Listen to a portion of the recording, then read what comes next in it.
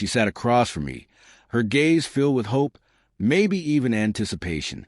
I handed her the box, wrapped in gold paper. "Go ahead, open it," I said, my voice steady calm. She carefully peeled back the wrapping, her hands trembling. When she saw what was inside, the color drained from her face. That was the moment she realized. The moment I stopped being her safety net. When Dad passed away, I grieved. Not just for him, but for the version of her that died with him. The mother who held my hand during my nightmares, who cheered me on during debates, who always called me her steady one. I was a quiet son, the one who planned ahead, who didn't ask for much. Maybe that was my mistake. Because when it came time to read the will, I found myself sitting in that lawyer's office, my jaw tight, my heart pounding. Dad had divided the estate between my brother Aaron and me. Equal portions for each of us. At least, that's what he thought he had done. But she had other plans. Aaron had debts, mostly from gambling, and enough charm to convince her that he just needed one more chance. So she signed an amendment 2 weeks before Dad's stroke, giving him everything. I got nothing, not even the watch Dad wore every Sunday. She never told me. I found out when the lawyer looked at me and said, "There's been a change." I tried to understand. I told myself it was just grief, that she was vulnerable, and maybe she would make things right. But then came the silence. The way she avoided my calls, the forced smiles, the awkward small talk, and the moment she had the nerve to ask, "You're doing well now, aren't you? I might need some help with expenses." Help? After stealing my future and handing it to a man who traded it for blackjack chips? That was the moment the mask cracked. But I didn't shout. I didn't beg. I simply nodded and said, "Of course, Mom." And that was when the plan began. First, I quietly learned everything I could about her finances. I found out which bank she used, the mortgage she refinanced in her name to help Aaron flip a house that never existed. I visited her house while she was at yoga, taking pictures.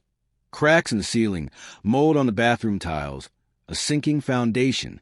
She thought it was her safety net. I knew it was a trap. Then I turned my attention to Aaron. I had a friend pose as a lender. We made him think someone believed in his next scam. He borrowed a large sum, over-leveraging himself, signing off collateral he didn't have, including Mom's house.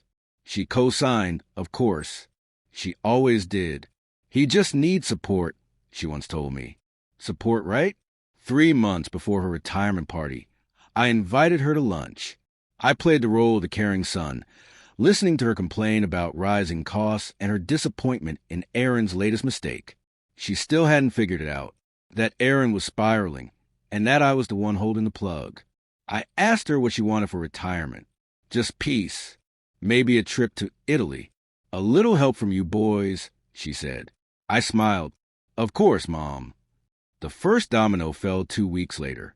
Aaron called her in a panic. Something about a lion and legal terms he couldn't understand. She called me, her voice trembling. "Don't worry," I said. "I'll handle it." And I did. I made sure the line stuck. I quietly froze her accounts, legally. And then I waited. On the day of her retirement, I picked her up in a black car, telling her I had a surprise.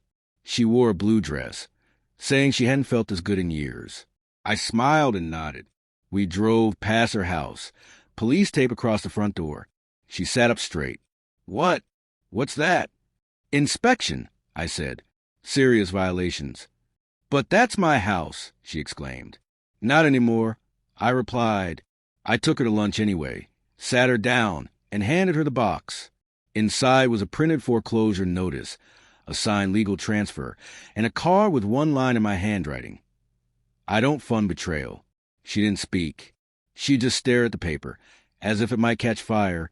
Her hands trembled. Her lip quivered. "You did this?" she asked. "No," I said. "You did this.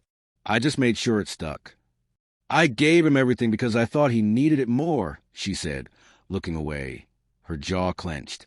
"I needed a mother," I said. "But you sold that, too."